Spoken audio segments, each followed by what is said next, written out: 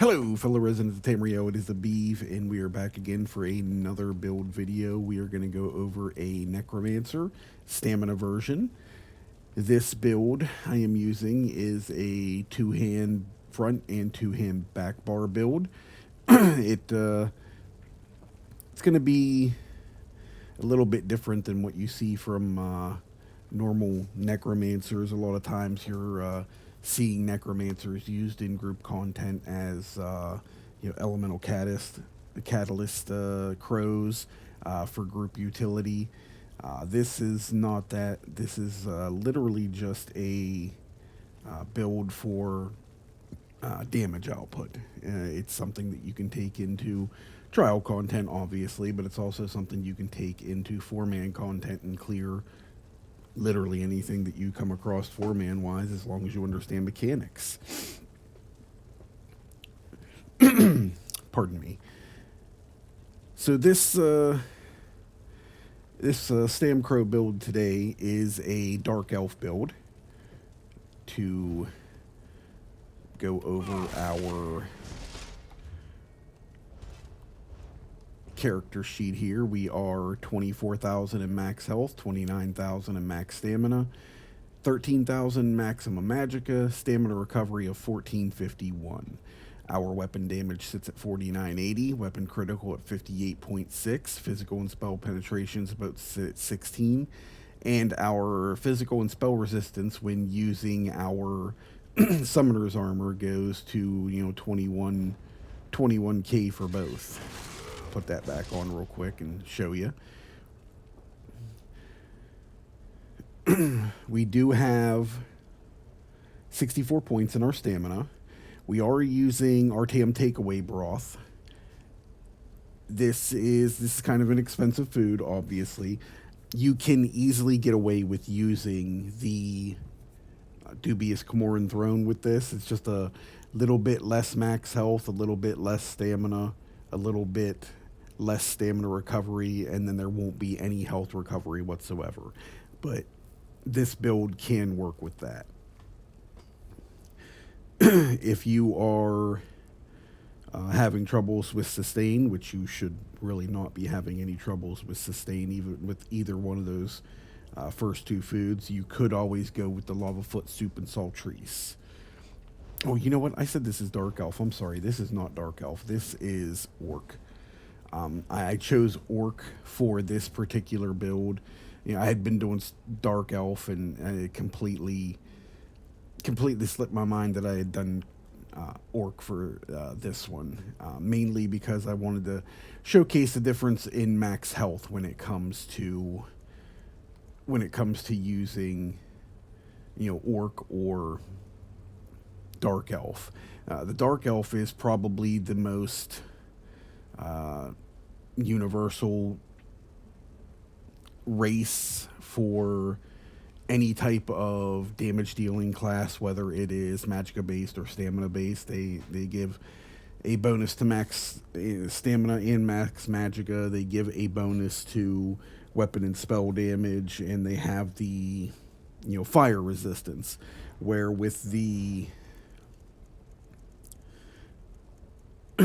Orc, you're getting a max stamina increase, you're getting a max health increase, plus a heal every 4 seconds when dealing damage, and the weapon and spell damage and reduced cost to sprint, and movement speed bonus to sprint.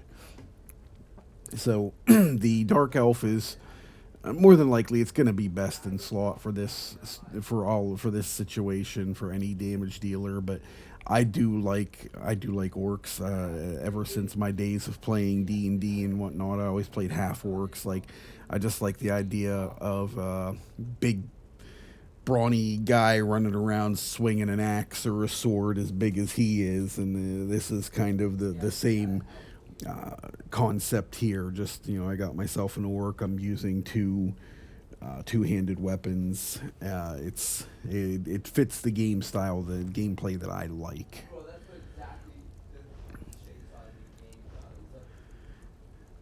We are using the Thief Mundus Stone.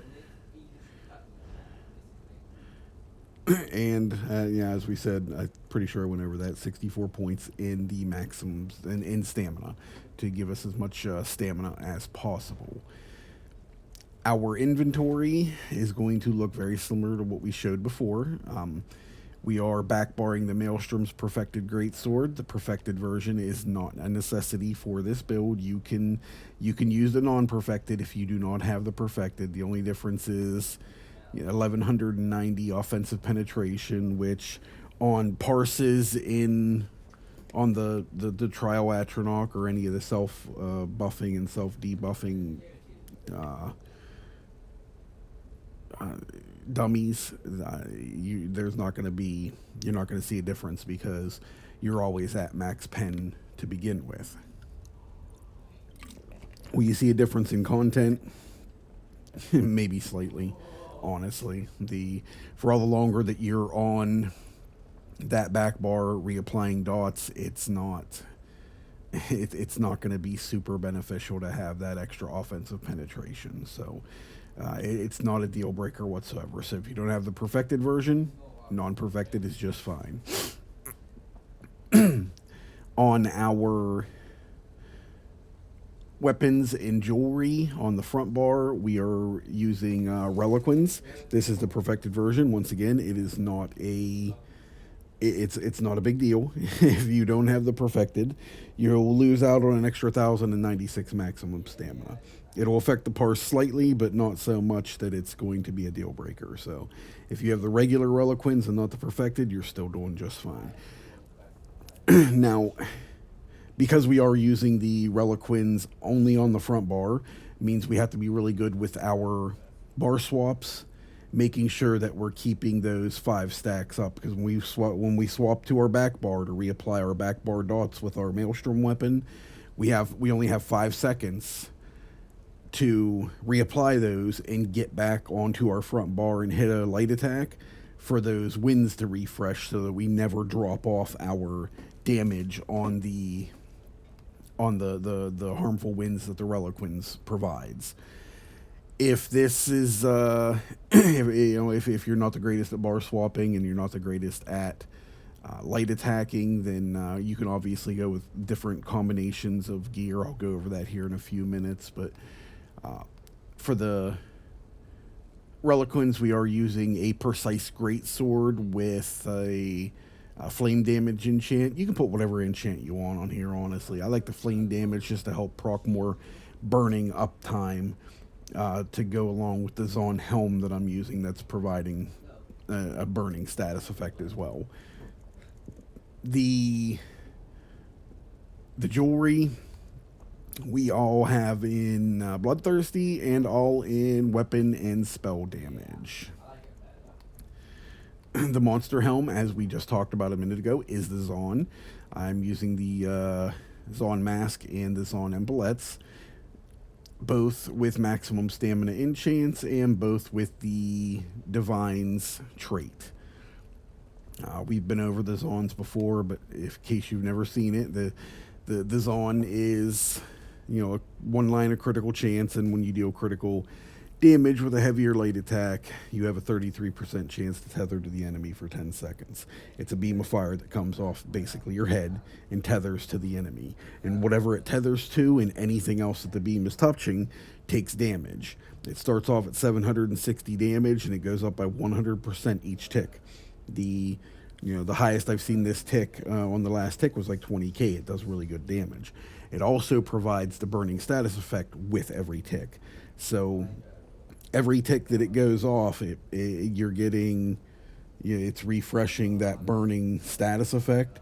So theoretically, at the end of the day, you have, 14 seconds of uptime on the burning status effect as well. So you got 2 different flame damages going off at the same time with this build or with this helm.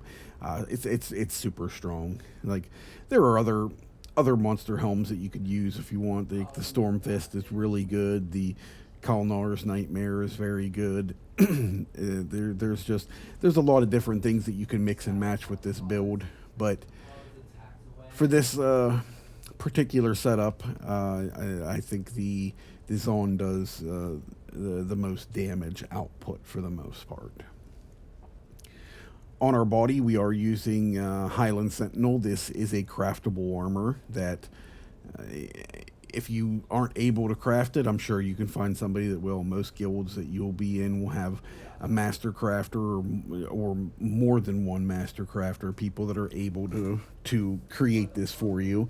And if not, you can actually even probably find somebody in zones somewhere that would be willing to craft it. You may just have to pay a little bit of gold or whatnot, but very easy to get your hands on in that sense. It's not something that you have to go into content and get, like the Maelstrom's great hands or two-handed great sword, or the Reliquins, where you have to go into the Cloud Resh trial to get. All of these are all of my body pieces are with maximum stamina and the Divine's trait on them. This Highland Sentinel just adds 3 lines of critical chance, and then every second you stand still in combat, you get a stack. And each stack, you get a stack of this Sentinel's Eye, and each stack gives you 357 critical chance. So it really stacks up so that your critical damage is just, your critical strike chance is just immensely high. With this build, it is close to 80%. So it's a lot of critical chance. Now, if you move, it removes like half the stacks, rounded up, or if and if you leave combat completely, you lose all of your stacks. But if you use like a teleport ability or charge abilities, it does not remove the stacks. So our stampede that we use does not take the stacks of this away, so that's wonderful. We are using 6 medium and 1 light for this build. We're trying to squeak out all the critical damage that we can with the 6 medium. Plus, we want the the light for the penetration as well. So when we go into our champion tree, the green and red are subjective. You can do what you'd like with them. I would suggest in the red to make sure that you're using the Boundless Vitality and the Hero's Vigor, just so you're getting as much of your max health as you possibly can. In the blue tree, this is going to look similar to like every other video that I've seen. We're going to make sure that we have all of our constellations that don't need to be slotted, that are beneficial to us, filled in, like the Blessed, the Quick Recovery, Hardy, Elemental Aegis, Preparation, Eldritch Insight, Timeless Discipline, Precision, Piercing, Flawless Ritual, War Mage, Battle Mastery, Mighty, all of those filled in. And then we're filling in and slotting Wrathful Strikes, Fighting Finesse, Deadly Aim, and Master at Arms. Those are your main focus, in my opinion. Once you have enough CP to fill in these 4 and slot them, that's when you can start making sure that you have the points and everything else. So if you're a lower level CP character just kind of getting into the game, kind of focus on those 4 first, and then afterwards, like, start filling in your constellations that come afterwards. Oh, I did promise. I did say that there are different gear sets. If you're not the greatest at like the light attack weaving and the bar swapping, and you're worried about those stacks falling off, you could always put the Reliquins on the body. But if you do that, you cannot put the Highland Sentinel on the weapons and jewelry, because this isn't like the Reliquins set. This is, when you have the Reliquins, when you do a light attack, it puts that harmful winds on for 5 seconds. So it gives you 5 seconds before you have to, hit another light or heavy attack to reapply the winds and refresh the countdown, the timer on it. Where with the Highland Sentinel, you just get stacks for every second that you stand still. And then when you're not standing still or you're moving, it starts taking those stacks away. If you have this set on your your weapons and jewelry and you're running a Maelstrom weapon like I am here, anytime you would bar swap back to the back bar to reapply the back bar dots with your Maelstrom weapon and everything, all of those stacks would just instantly disappear because there's no timer on them. So soon as you would bar swap off to reapply things with your Maelstrom weapon here, you would be dropping every stack and then having to regain them once you would swap back onto the front bar and start light attacking. So in that sense, like I said, if you want to put reliquins on the body, you're gonna have to go with something different on the jewelry. You can always go with the Pillars and Urn. You can go with the Aegis Collar. Those are both two really easy sets to proc that do really good damage. If you're not good with light attack weaving in general, and you wanted to leave the Highland Sentinel on, you could back bar or you could front bar a Pillars and Urn. You could front bar a Aegis Collar. You could front bar the this set out of what is that? The Coral Riptide. That one right there, causes you to play like a little bit of a stamina mini game, keeping your stamina low, which I think would work with this build, honestly. With us being able to sustain as well as we are, I think you could stam dump in the beginning of the parse, and then you could stam dump beginning of the parse and keep yourself in that 30% range pretty easily. So that's obviously an option as well. A lot of different options out there. All of them are going to produce decent damage.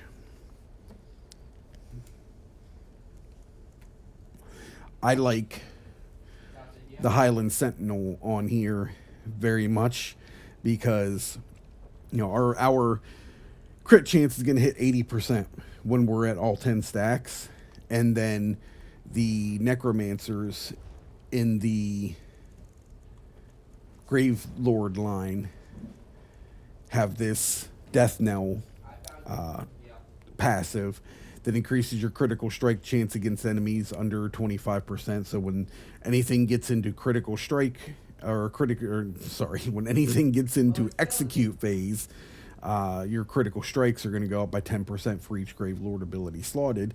And on our front bar, we have 2 of them slotted. So when we're in execute phase and we're on the front bar, we are at 100% crit chance.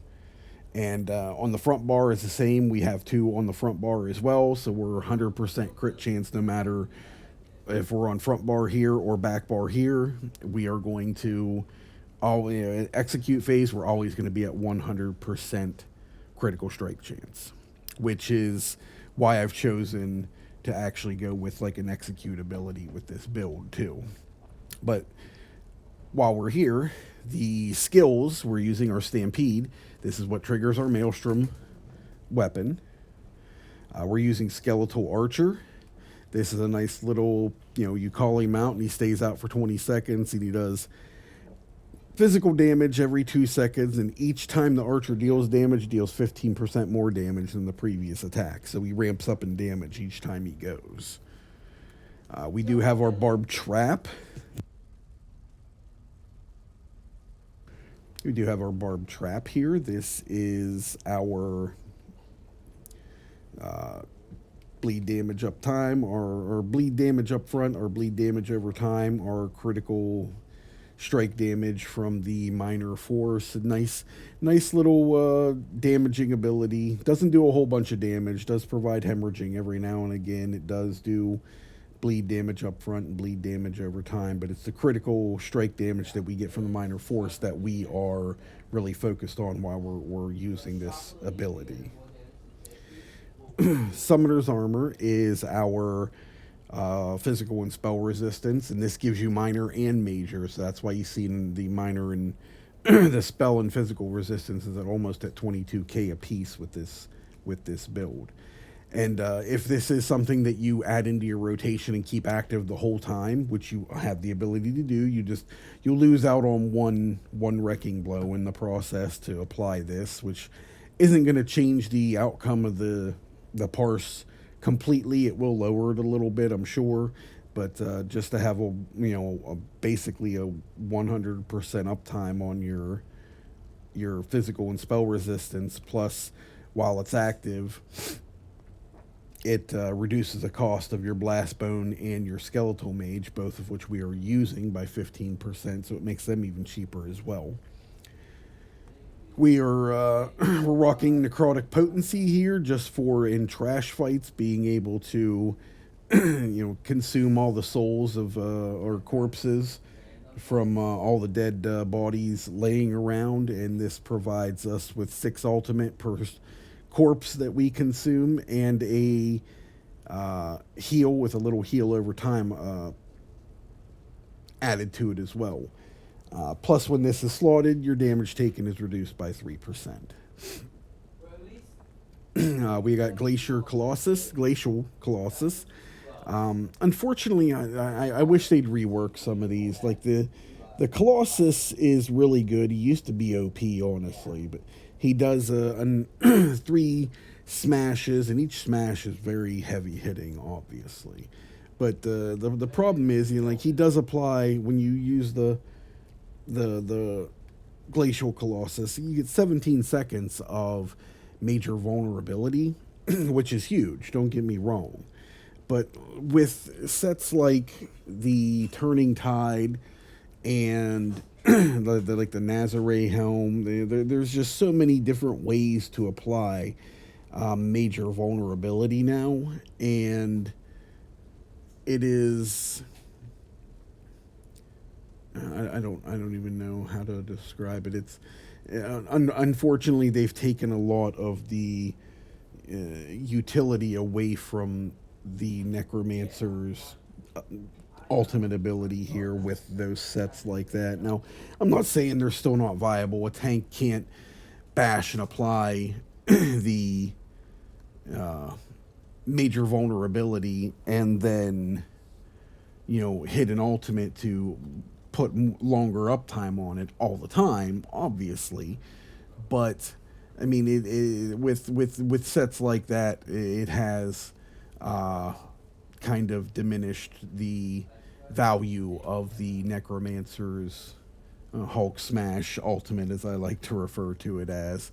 And like even in like when you're on the trial dummy right here, like you always have major vulnerability up 100% all the time on the on the trial Atronach anyway. So like when using this ability, like you're only getting the 3 smashes. So I wish there was a little rework or something that we could do with the Hulk Smash ability here, but it's still very viable. I'm not trying to downplay it in any way, shape, or form, but it's been devalued, in my opinion, at least. I mean, it's still going to be useful, but it's not as sought after as it once was. It has lost value because of different sets that have been made available since the Necromancer release.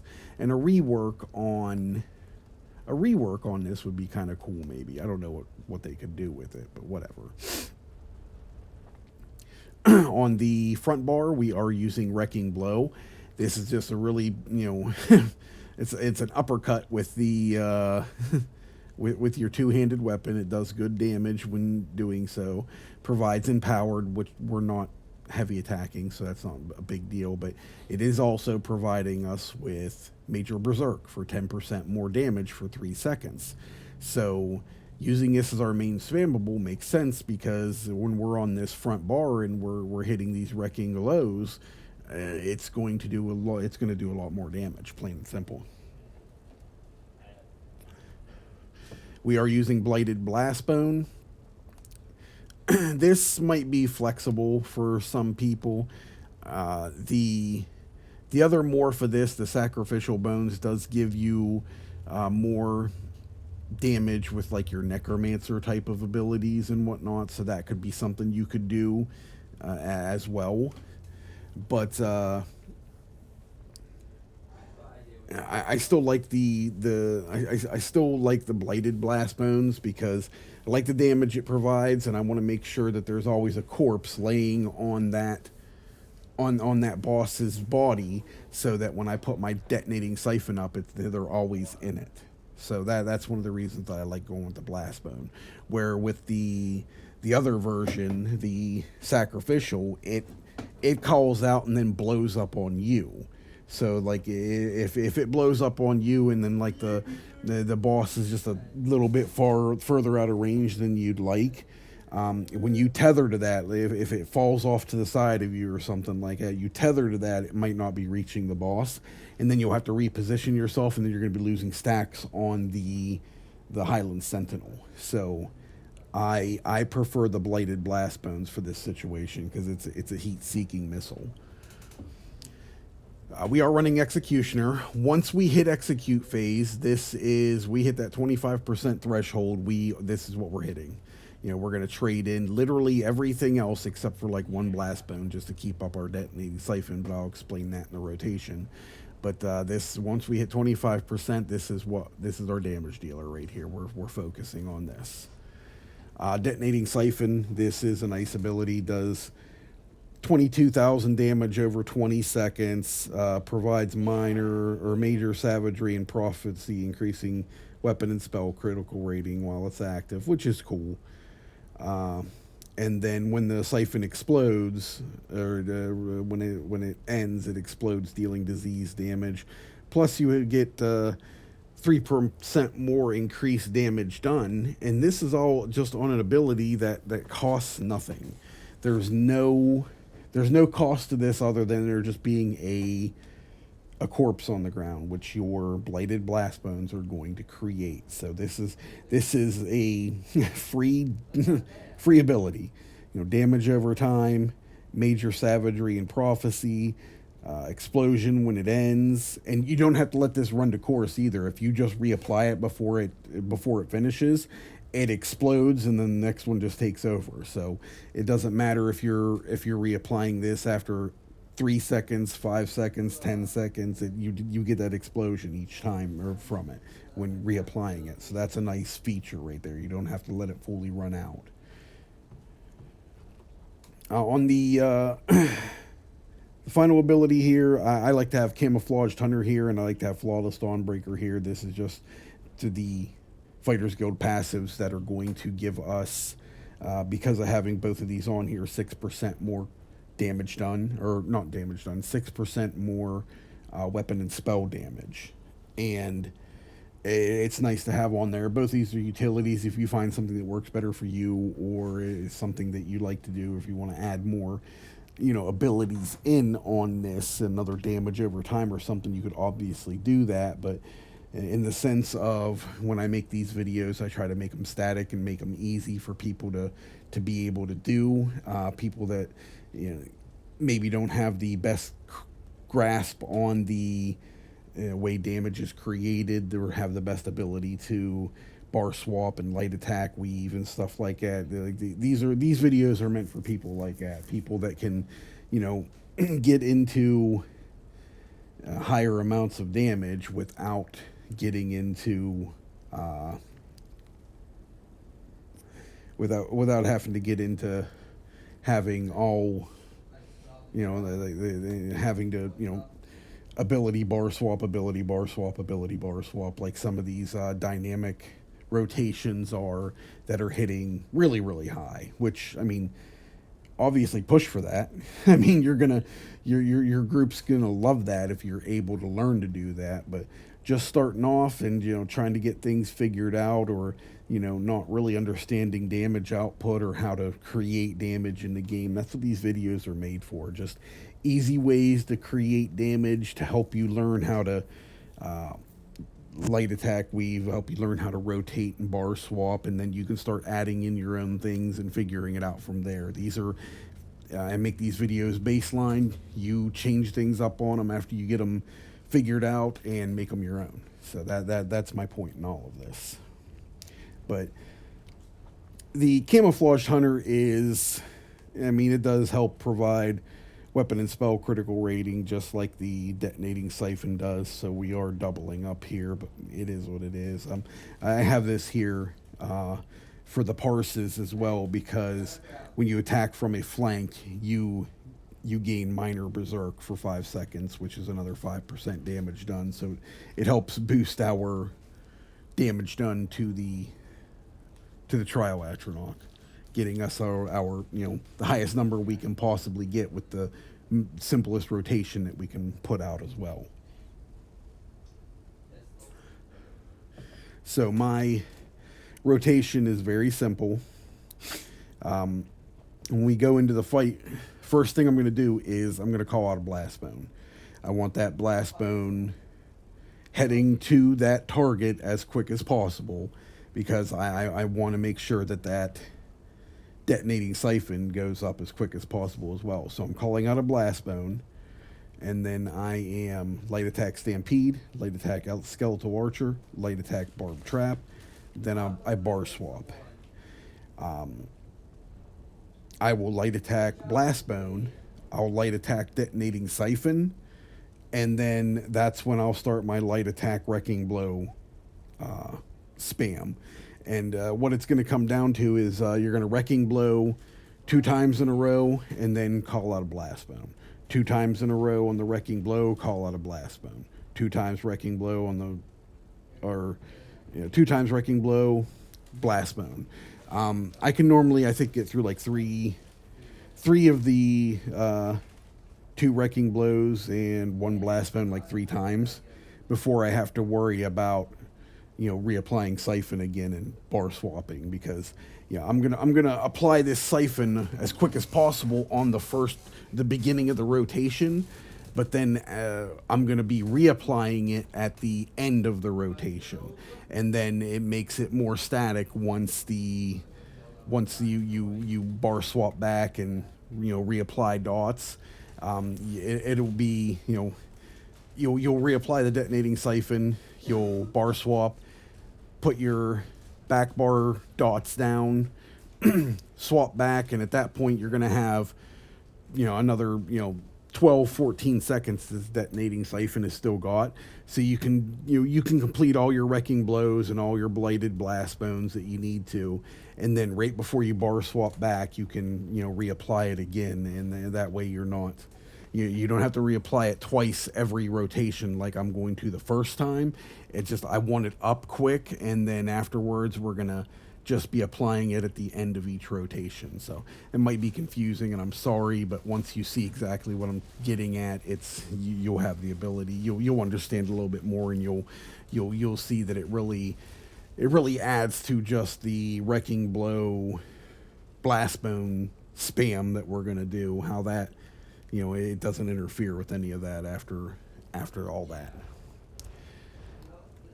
All right, so with that said, we're going to go ahead and parse.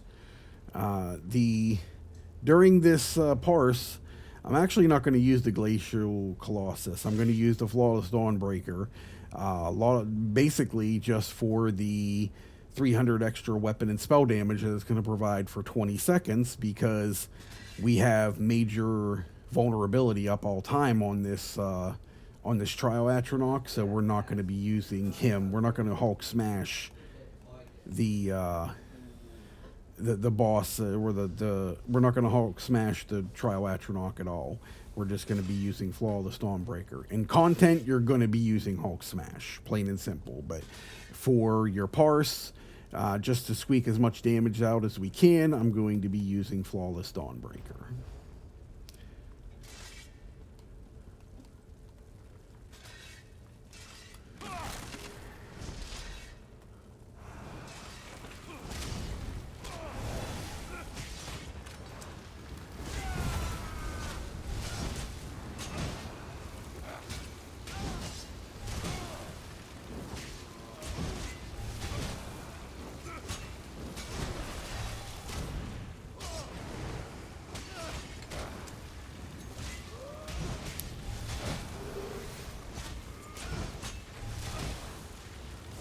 You'll notice as I'm doing this. Like right now, I have enough time to do one wrecking blow before reapplying that siphon, so I just do one wrecking blow. But wrecking blow, bone, blast bone, again, and blast bone. I'm gonna hit my alt.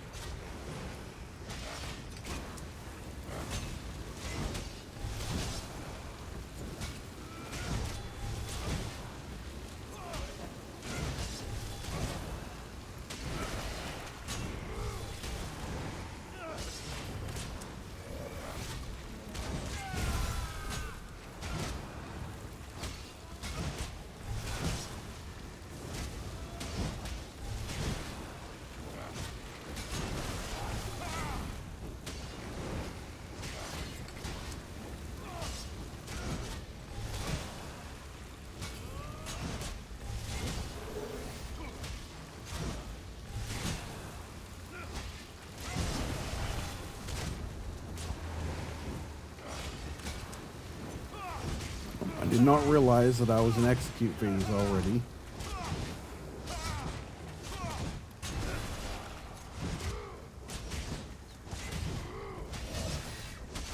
In execute phase, we are going to make sure that we're calling out a blast bone every now and again just to get our detonating siphon up. This is going to end up a really good parse for him. There we go. Yeah, really good parse for him. 109K. That's a good parse for this guy. That's actually the highest I've seen. Normally I get 105 to 105, 106, somewhere in that range. We got some good procs on that one apparently. 109K, I would say is actually top end for this build. I wouldn't expect to see that a lot, but 105 or more is what I normally see out of this. And that type of damage right there is more than enough damage to complete any content. As long as you're not in a... You know, there are like your toxic elitists out there. There are going to be your score run groups and whatnot. And I mean, that's great. Like, those people aren't going to want something like this. But your normal trial groups or... You know, people that are just looking to complete content, you know, they're not looking for score runs. They're not looking for, you know, the quick runs and the big scores and whatnot. They just want completion. They're going to be excited about 109K. Maybe not excited, but they're not gonna throw you out of the group. I don't believe. If they are, find better people to run with. Our combat metrics here is going to show us that you know, we did 17.2 million in critical damage, 3.7 million in normal damage for an 82-18 split. We are looking at 16,000 damage done, 1,675 total damage ticks. 1,113 were critical, 562 were normal. 66%. Been over this before. I understand that the 66% and the 81% here don't jive. They don't add up. But that's because your arms are Reliquin and your Zon both of them cannot crit. So there is 257 and 88. So there's 340 some ticks that are under the normal that never critted. If you take those away, this number right here would fall more in line with that 81%. We were hitting at 125% critical strike damage. Obviously, we were over penetrating because you only need 18-2. And because of some of the necromancer abilities, we get more penetration as well. So, yes, we were over penetrating, but in group content, in actual content, you will not be.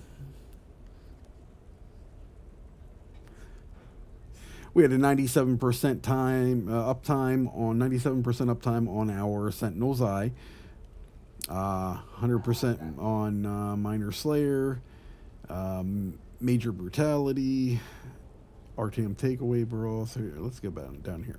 Merciless Charge 99%, and Major Endurance 99%, Skeletal Archer 99%, Major Sorcery and Prophecy, our Glyph on our Maelstrom weapon 98%.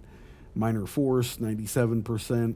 So we kept good uptimes on all the things that we need to keep good uptimes on. Our Major Berserk actually stayed up 65% of the time, which is a good number considering it's only 3 seconds long off that Wrecking Blow. So, I mean, that's a good amount of uptime with it, considering that it's only 3 seconds long and you have to bar swap off of it. So where is our... Let's go here. So our Arms of Reliquin had a 92% uptime. I must have dropped them off and not realized. That's not... That number should be a little bit higher. But, I mean, 92% is still almost all the time. I must have let it fallen off at some point and didn't realize it. But, I mean, it is what it is. It still had a really good uptime on it. Burning, 67%. Sundered, 54%. Zon, 46%. We had Hemorrhaging up. So, you know, we had a lot of different status effects and uptimes on, like, Diseased and our Reliquins and our Trap and everything. So we're creating damage from all of those. Our Wrecking Blow came in at number 1, obviously, with 19,000 DPS. It critted 94%. That's crazy. 63 of 67 critted. Wow. It averaged 56, maxed out at 62. Blast Bones critted at 86%. 64 average, 76 max. Our light attacks and our Arms of Reliquin are right in line with each other. This is, I keep saying it every parse.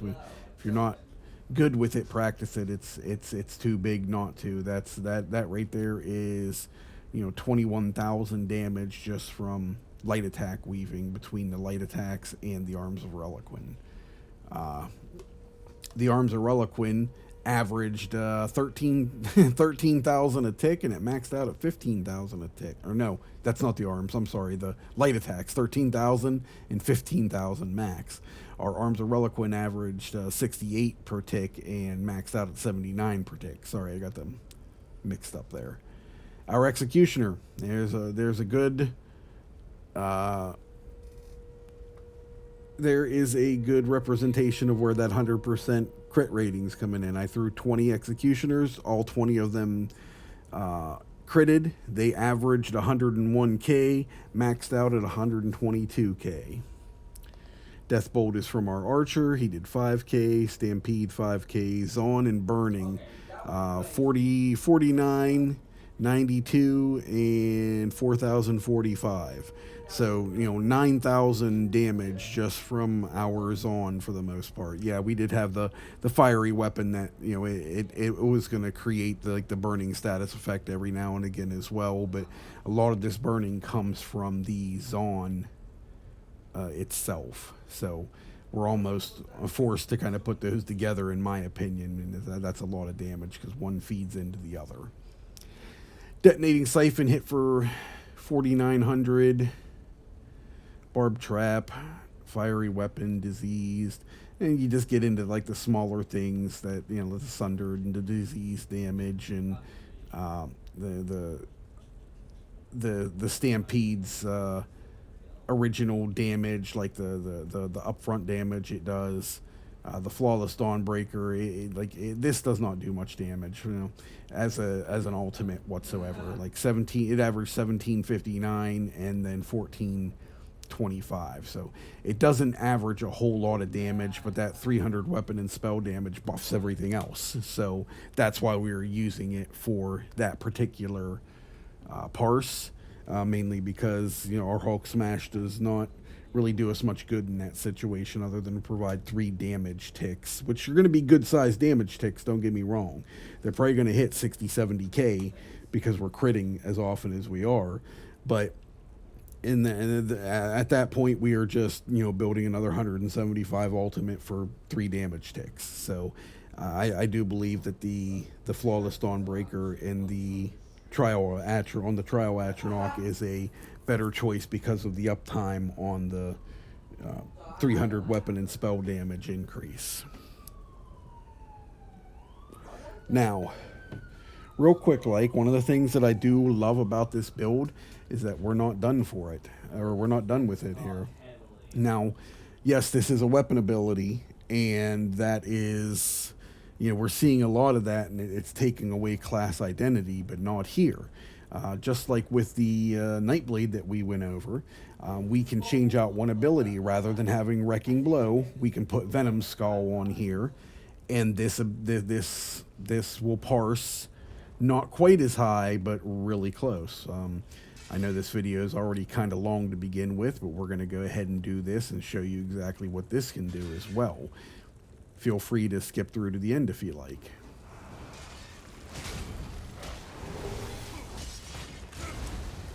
But with this, we're literally just replacing the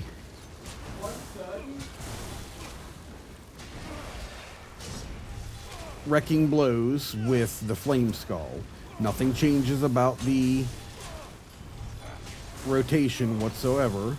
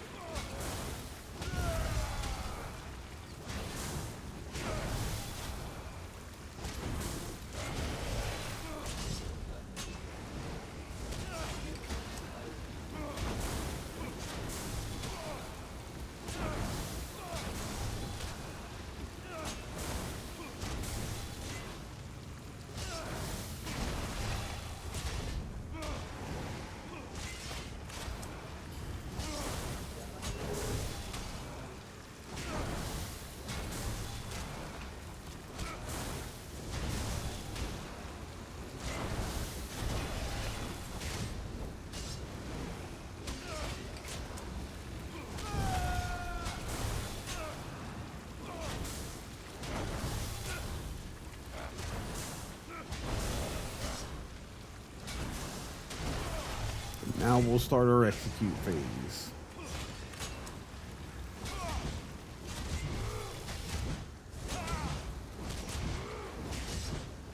Making sure we're calling out a blast bone.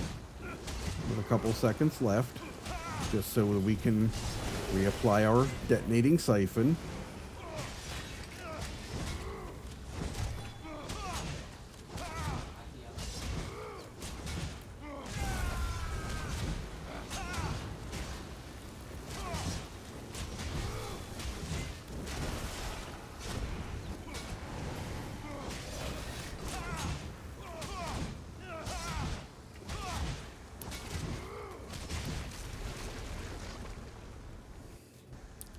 Alright, so there's that one there.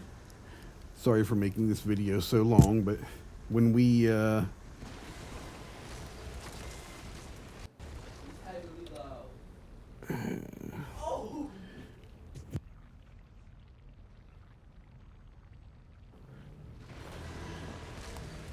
Alright, so what, 101k, definitely a little bit lower, but if you like class identity and want to use a class ability, you have the ability to do so with that. The damage report, you know, your blighted blast bones is going to be at the top. Your executioner is going to be right below it. The venom skull will come in 3 different spots because there's a first cast venom skull, a second cast venom skull, and a third cast venom skull. The venom skull with on the third cast does like 50% more damage or something like that. It's really heavy hitting. So I mean that's what this one right here is. Like we only hit 37 times with it, but it averaged like 68k. And then we come down to this venom skull, we hit 22 times with it, and it hit 44k. So, and there should be another one down. Yeah, Venom's another one all the way down here. I don't know why they split it up like that, honestly, but that's why you don't see the Venom skull at the front. Like each numbered skull that goes out, first skull, second skull, third skull, are all calculated differently because that third skull does so much extra damage. So, whatever, it is what it is. But our blast bones came through at 12,000 DPS. Our executioner came through with almost the same amount of damage. I don't know how this happened right here. I think I started the execute phase at 26% because I got one executioner not at critical strike. So I must have started it just a tad bit early and didn't get the critical strike roll on it. So, but regardless, they still averaged 92k and did max out at 122. Light attack and arms of Reliquin still came in almost 20k together. Our Venom Skull came in at 10k. Deathbolt 5k, 5400. Detonating Siphon 4700. Stampede, Zaun, and Burning still went higher. These numbers are going to be a little bit lower, obviously, because we didn't have any of the major Berserk from the Wrecking Blow. So that's a lot of what this, a lot of the difference in the damage and whatnot. But if you do like a build with class with like a class identity, there you go. That you can definitely use the Venom Skulls with this build rather than the Wrecking Blow and still pull over 100k DPS. So I think that is all that I got for you. Thank you very much for tuning in, guys. I am streaming live over on Kick. Don't really have a schedule for it yet. The work and home life keeps me from having like dedicated days and times that I do jump on and stream. But we're getting to that hopefully here before too long. I'd like to I streamed to YouTube and Kick together the other day, and with the streaming to Kick, they're still relatively new. They don't have a lot of things. A lot of things optimized, in my opinion. I'm gonna say, like the stream quality there. What I'm sending them has to match what I'm doing on YouTube, and I hated how my stuff looked on YouTube, and because I had to use settings that were going to be good on Twitch. Now maybe there's a way to change that so they both look better. I don't know. Like, I'm still getting used to this. I'm still figuring things out as I go. So I'm not. I'm gonna avoid that for now. I'm gonna start just making videos like I did here, and then just trying to promote people to come over to Kick and do a. I'd like to use Kick for a lot of my uh, content that will be, interacting with our, you know, interacting with the people that follow and the people that subscribe on both platforms, to put together hopefully things like people want to try things out or see how things work, but they don't have the ability to do so because they're on console or whatever, and don't want to wreck all their mats doing so.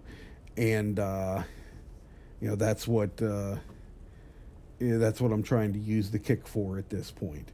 So if that's something that interests you, go ahead and go over and give me a follow on Kick. It's the_beeve01. And you give me a follow over there and message me on there and let me know, like, if there's something that you would like me to try out for you to see how it works, or see if it's something viable that you can use. I will gladly do so. We can jump on. I'll jump on stream. You can jump in there with me, and we can kind of break it down a little bit. And anybody else that wants to come in and give their feedback on it and maybe try something different that you would like to look at, we can do that as well. But that's all I got for you guys. I appreciate anyone that tunes in. Thank you very much, and happy adventuring.